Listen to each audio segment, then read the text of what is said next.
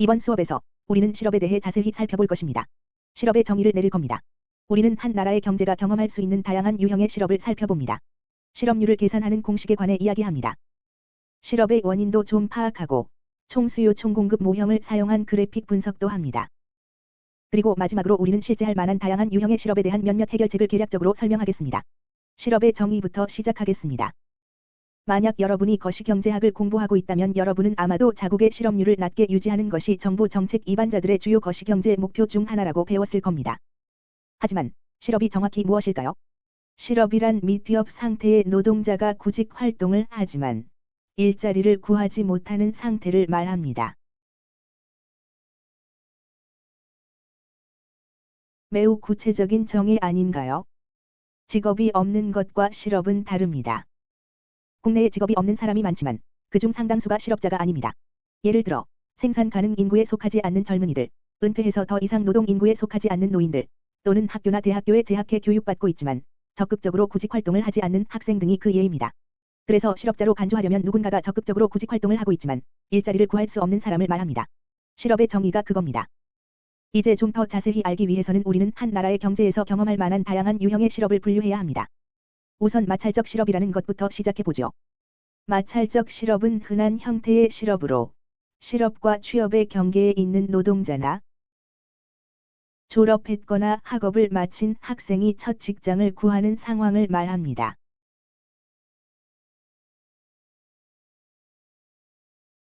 마찰적 실업은 매우 자연스러운 형태의 실업입니다. 모든 경제에서 늘 어느 정도의 마찰적 실업을 경험합니다. 그것은 또한 경제가 아마도 심지어 건강하다는 신호이기도 합니다. 마찰적 실업이 있다는 건 노동자들이 직장을 그만두고 새로운 직장을 찾을 만큼 자신감이 있다는 말입니다. 아울러 마찰적 실업의 존재는 학생들이 대학이나 학교를 졸업하고 첫 직장을 구하고 있음을 말해줍니다. 그래서 마찰적 실업은 소위 자연 실업률에 포함됩니다. 자연 실업률에 대해선 조금 후에 다룹니다.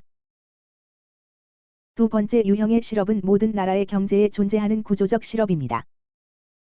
구조적 실업은 한 국가의 생산 구조의 변화로 인한 실업입니다. 이제 우리는 이것이 정말로 무엇을 말하는지 제대로 알기 위해 더 많은 정보가 필요합니다. 예를 들어 산출물이 1차 상품에서 2차 상품 또는 서비스라고 지칭되는 3차 상품으로 이동하면서 요구되는 노동 형태가 달라집니다.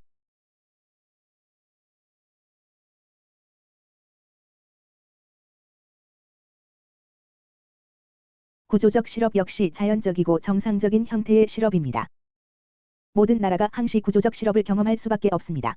그리고 그것이 반드시 경제가 병들었다거나 약하다는 징후는 아닙니다. 구조적 실업은 기술 변화와 세계화가 실제로 한 나라의 경제 성장을 주도하고 있다는 징후로 볼 수 있습니다. 세 번째 실업 형태는 경기 순환적 실업이라고 합니다. 이것은 한 국가가 경험할 수 있는 가장 바람직하지 않고 가장 해로운 유형의 실업입니다. 경기 순환적 실업은 수요 부족 실업이라고도 합니다. 다시 말해 이것은 총수요의 감소에서 발생하는 실업률입니다. 다시 말해 경기 후퇴기에 경기 순환적 실업이 존재합니다. 분명한 건 경기 후퇴와 수요 부족이란 단어는 경제가 잘 돌아가지 않는다는 뜻을 내포합니다. 잠시 후에 총수요 총공급 모형을 활용해 다양한 형태의 실업을 도식화합니다. 그러나 우선 관련 공식에 관해 이야기해 보겠습니다. 실업을 논할 때 우리는 보통 실업률을 말합니다. 실업률은 정해진 기간에 따른 전체 노동 인구에서 실업자가 차지하는 비율을 말합니다. 그래서 여기에 간단한 방정식을 적어보도록 하겠습니다. 실업률을 측정하려면 단일 경제에 속한 실업자 수를 구하면 되는데 여기서 실업자란 구직 활동은 하지만 일자리를 구할 수 없는 미취업 상태의 노동자를 말합니다. 그 실업자 수를 소위 전체 노동 인구로 나눕니다.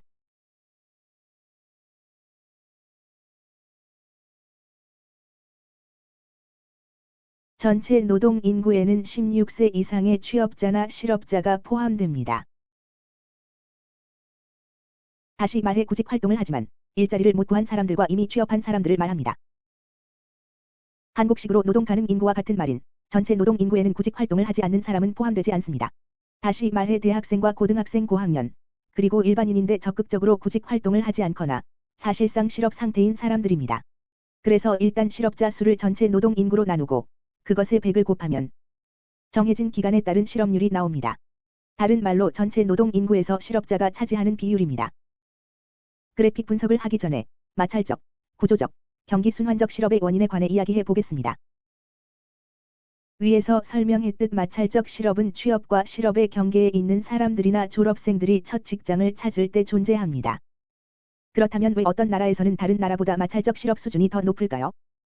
이것은 노동시장의 경직성과 관련이 있습니다. 경직성이 무슨 의미인가요? 새로운 일자리를 찾는 사람들이 새 일자리를 찾기가 얼마나 어려운가 하는 것을 말합니다.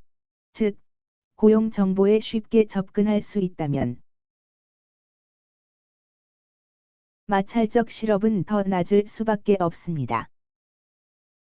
사람들이 전국 어디에서나 일자리를 찾을 수 있고 그 지역으로 이주할 수 있다면 마찰적 실업을 줄일 수 있을 겁니다. 그러나 노동시장의 경직성은 사람들이 일자리에 대한 정보를 얻거나 해당 일자리를 잡기 위해 해당 국가의 다양한 장소로 이주할 능력을 저해합니다. 그럴 경우 우리는 마찰적 실업률이 조금 더 높아질 것으로 예상할 겁니다. 그렇다면 구조적 실업의 원인은 무엇인가요? 기술 변화는 특정 유형의 노동을 과잉 상태로 만듭니다. 예를 들어 공장에 로봇이 도입되며 공장 노동자를 대체하는 등의 기술 변화는 구조적 실업의 원인이 될 수 있습니다. 그리고 세계화는 구조적 실업의 두 번째 주요 원인입니다. 중국, 동남아, 라틴 아메리카 등 저임금 국가가 갈수록 더 많은 재화를 생산함에 따라 이전에 이들 업계에서 취업했던 부유한 국가의 노동자들은 구조적 실업 상태가 됩니다. 자, 이제 여러분은 그것을 끔찍한 일이라고 말할 수 있습니다. 구조적 실업이 나쁜 까닭은 해당 노동자들이 새 일자리를 찾을 희망이 거의 없기 때문입니다. 그리고 개인적 수준에서는 구조적 실업이 바람직하지 않다는 것은 의심의 여지가 없습니다. 그러나 전체적으로 기술 변화와 세계화는 그 나라의 경제 상황이 개선되거나 악화하였음을 말해줍니다. 나는 구조적 실업의 이 두 가지 원인이 일반적으로 한 국가의 경제 전체로 보면 되게 좋다는 것은 아주 분명하다고 생각합니다. 그래서 우리는 구조적 실업을 경험하는 사람들에게는 고난이지만 그것이 반드시 병적이거나 불건전한 경제의 징조는 아니라고 결론 지을 수 있습니다. 경기 순환적 실업에 대해 언급하면서 우리는 이미 경기 순환적 실업이 총수요의 감소에서 발생한다는 점을 언급했습니다. 따라서 이런 형태의 실업을 다른 말로 수요 부족 실업이라고 합니다.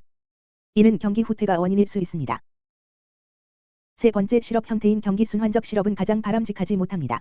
이는 한 나라의 경제가 매우 병들어 있다는 신호이며 국가의 재화에 대한 수요 수준이 완전 고용 수준을 밑돈다는 징후입니다. 보통 완전 고용 수준의 산출량을 생산하는 나라의 경제에서 고용되었을 개인이 일자리를 구하지 못한다면 경기 순환적 실업이 존재할 때입니다.